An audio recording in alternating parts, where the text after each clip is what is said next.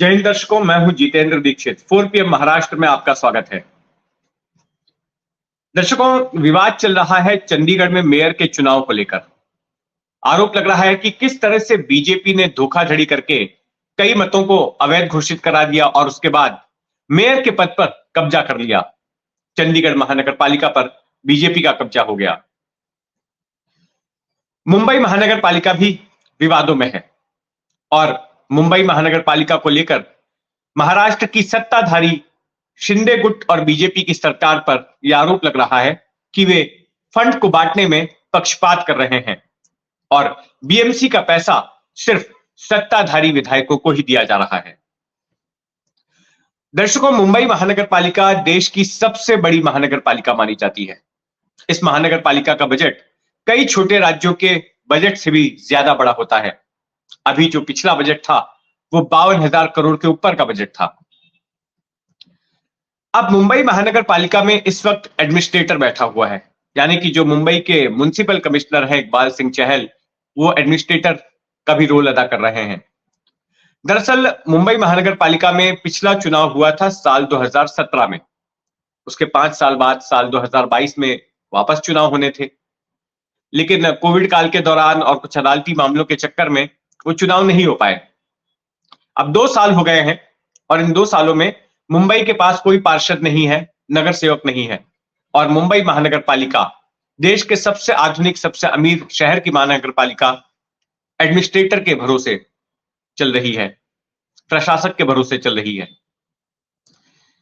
लेकिन यहां पर दिक्कत यह हो गई है, एडमिनिस्ट्रेटर तो है ही क्योंकि जनप्रतिनिधि कोई है नहीं, और ऐसे में जो विकास कार्य हैं, अलग अलग इलाकों के जो डेवलपमेंट के काम हैं, गार्डन का रिपेयर करना हो, गार्डन को बनवाना हो, फुटपाथ रिपेयर करना हो, ड्रेनेज सिस्टम का कुछ काम करवाना हो, तो ये सारा काम पहले पार्षदों के जरिए होता था।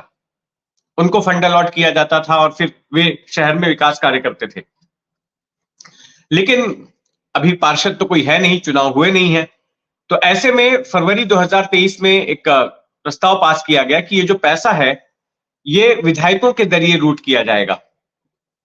मुंबई शहर में जो 36 विधायक हैं उनको पैसा दिया जाएगा और वो उस पैसे से अपने अपने इलाके में डेवलपमेंट का काम करवा पाएंगे, विकास कार्य करवा पाएंगे। अब ये पैसा कैसे रूट किया जाना था कि जिस भी विधायक को पैसा चाहिए, फंड चाहिए विकास कार्य के लिए, तो वो अपने इलाके के पालक मंत्री, मराठी में पालक मंत्री कहते हैं, हिंदी में प्रभारी मंत्री के पास आवेदन करेगा। उसके बाद जब प्रभारी मंत्री उसको क्लियर कर देंगे तो फिर बीएमसी उसको पैसा दे देगी।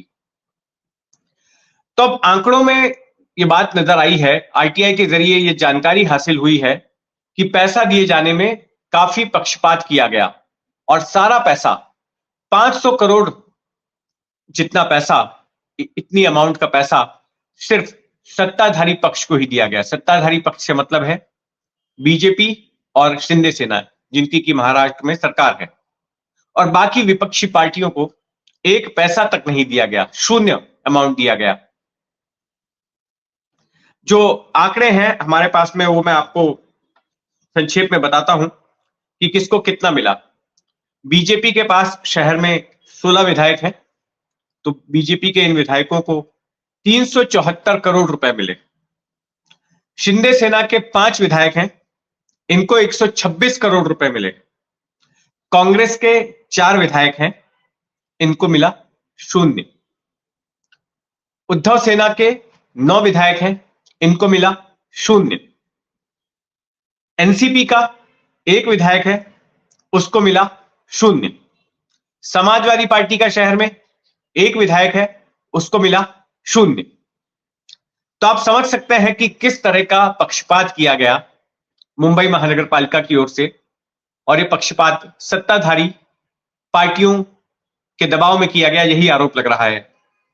क्योंकि ये जो पूरा फंड है सभी विधायकों को बांटा जाना था, ये ना देखते हुए कि कौन सा विधायक कौन सी पार्टी का है, क्योंकि ये शहर का डेवलपमेंट का फंड था।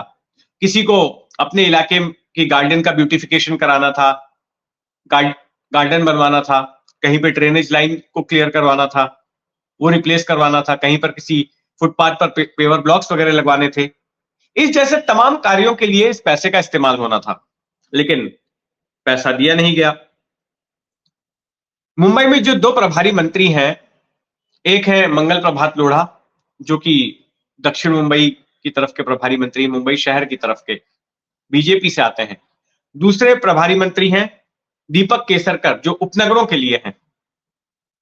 तो इनकी तरफ से ही रिक्वेस्ट रूट की जाती है और हर विधायक को जो प्रस्ताव पास हुआ उसके मुताबिक हर विधायक को 35-35 करोड़ रुपए का अमाउंट दिया जाना था। अब जो कुल बजट है 52,619 करोड़ का मुंबई महानगर पालिका का, इस अमाउंट में से 1,260 करोड़ रुपए अलग निकाल के रख दिए गए थे विधायकों को देने की खातिर। लेकिन विधायकों को पैसे दिए तो गए 500 करोड़ रुपए तक, लेकिन सिर्फ सत्ताधारी विधायकों को ही दिए गए। अब ऐसे में यह मांग जोर पकड़ रही है कि इस तरह का पक्षपात खत्म करने के लिए जल्द से जल्द मुंबई महानगर पालिका के चुनाव कराए जाएं। 2 साल से ऊपर का वक्त हो गया है, 2022 फरवरी में चुनाव होने थे और अब 2024 फरवरी आ रही है। ऐसे में इस साल उम्मीद जताई जा रही है कि लोकसभा चुनाव के बाद, विधानसभा चुनाव के पहले या फिर विधानसभा चुनाव के साथ ही मुंबई महानगर पालिका के चुनाव करा दिए जाएंगे।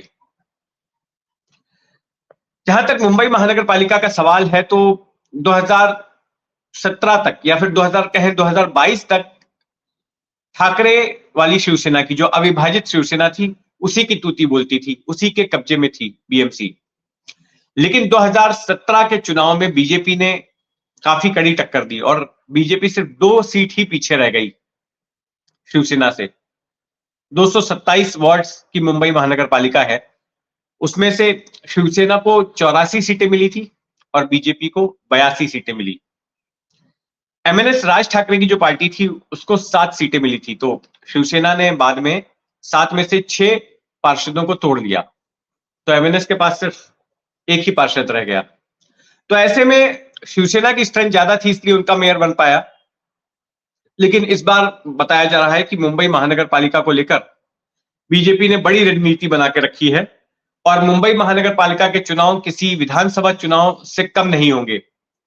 हमने एक बार हैदराबाद महानगर पालिका के चुनाव में देख लिया कि किस तरह से एक शहर के चुनाव के लिए भी बीजेपी ने बड़ी ही गंभीरता से अपने तमाम दिग्गज चेहरों को वहां पर उतार दिया। जितने भी बड़े राष्ट्रीय चेहरे थे उन सबको चुनाव प्रचार के लिए बुलाया गया। तो मुंबई महानगर पालिका में उससे ज्यादा ताकत लगाई जाएगी, ये सूत्र बता रहे हैं। तो जो कुछ भी होगा महाराष्ट्र की सियासत में आगे, हमारी उस पर नजर बनी रहेगी। आप भी अपनी नजर बनाए रखें 4 PM महाराष्ट्र पर। यह खबर आपको कैसी लगी कमेंट बॉक्स में जरूर लिखें और अगर आपने अब तक इस चैनल को सब्सक्राइब नहीं किया है तो सब्सक्राइब कर लें। जय हिंद।